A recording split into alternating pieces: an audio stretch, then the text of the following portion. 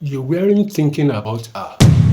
You were just living your day, moving through it, getting things done, and then something happened. Something small, something that had nothing to do with anything, and suddenly, there it was, a memory, vivid, unexpected, arriving without permission, and for a moment, you were completely somewhere else. Few years ago, there was a man with foundation beneath him can build almost anything. Welcome back to the channel. If you are just finding this series today, I am glad you are here. We have been walking through the quiet, specific, deeply personal landscape of what life feels like after a significant relationship ends. Not the obvious ones, the hidden ones, the one that shows up when you least expected them. And if you have been here from the very beginning, from the house that felt differently to the morning that didn't feel the same, to the unanswered questions, to understanding why the mind won't let go, and to asking whether you are missing her or missing what you had, to the habit that still carries her without warning, then welcome to this episode, the final episode of this series. And I want you to know that the fact that you have walked every step of this journey says everything about the kind of man you are. Today, we are closing with something that ties all of it together: the memories. The uninvited ones, the ones that arrive on their own terms. Stay with me, this one is very important. Memories don't ask for permission. They don't wait for a convenient moment. They don't check whether you are ready. They just arrive. In the middle of a drive with a music, in the middle of a conversation with someone else entirely, in the middle of a perfectly ordinary afternoon that has been going fine until that moment, and they are specific. That is what catch you off guard. Not the vague feelings,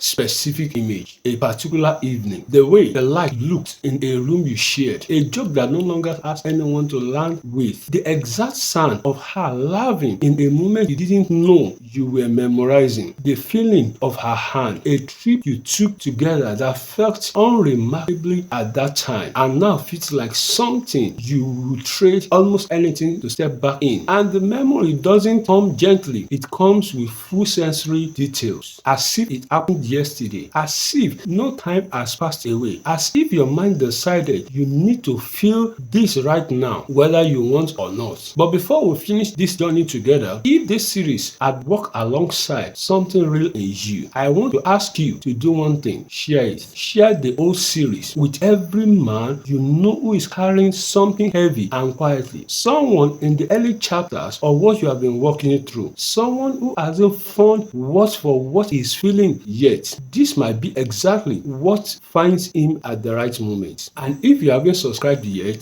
do it now, because this channel is a space worth returning to, and there is more ahead. What makes the uninvited memories so disordering is the contrast. One moment you are fully present, fully in your life, functioning, moving forward, and then the memory arrives, and for a second or for a minute you are split into two. Half of you here, half of you somewhere else, somewhere that no longer exists. And when you come back, when the present reasserts itself, there can be this strange grief, not just for the memory itself, but for the fact that it is only a memory that you can visit but you can't stay, that it lives in you perfectly preserved, while the reality it came from is gone. And sometimes the memory is of something good, and that almost makes it harder, because it reminds you not just what ended, but of what was real, what was genuinely beautiful, what you were capable of building with someone, and what you hope quietly, carefully, you might be capable of building again. We'll be right back after a short break. Stay with me, because after this, we'll close this series the way it deserves to be closed, with the truth about what this memory actually has and what they are quietly doing for you, even when they hurt.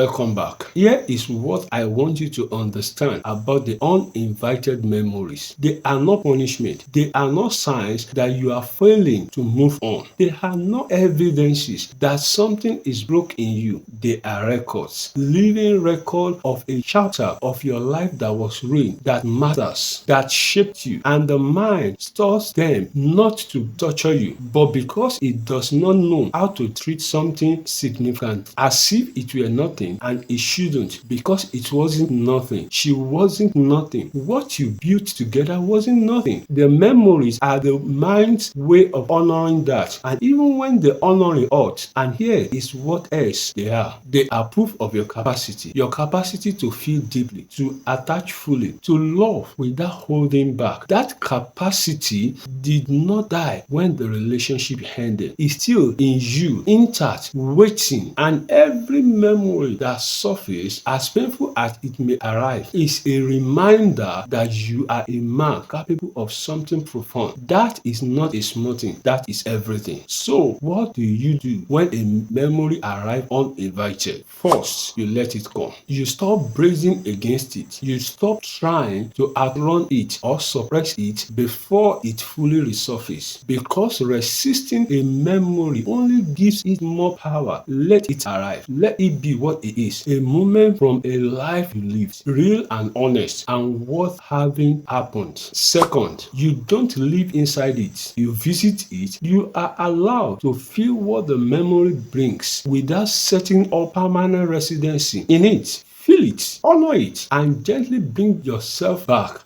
to the room you are actually in, back to the days that is actually happening, back to the life that is still being lived. Thirdly, you let the memory tell you something useful, not something painful, something useful. What does this memory remind me that I value? What does it tell me about the kind of life I want to keep building? What does it show me about who I am capable of being? Because every memory carries information, and a man who can extract wisdom from his pain without being consumed by it is a man who is genuinely healing. One day, a memory will arrive, and instead of the sharp pain, instead of the split feeling of being half here and half somewhere else, you will feel something different, something quieter, something that resembles gratitude, not for how it ended, but for the fact that it happened, for the fact that you are present for it, for the fact that it shaped you into something deeper, more compassionate, more aware of what truly matters. And in that moment, the memory won't feel like a wound anymore. It will be like a chapter, one that ended, but one that was worth every page. And you, the man standing on the other side of all of it, you are not just a man who survived a painful end. You are a man who walked through it, who faced every quiet, heavy, uninvited part of it, and who came out on the other side still here, still growing, still becoming. And so we close this series, the 7 honest conversations about the part of heartbreak that most people never name: the house, the money, the unanswered question, the mind that won't let go, the missing, the habit, and now the memories. If this series worked with you through something real, thank you for trusting it. Share it with every man you know who is somewhere in the middle of what we've been talking about. Someone in the silence, someone in the early mornings, someone carrying questions he can't answer, someone whose heartbeat still reach for someone who isn't there.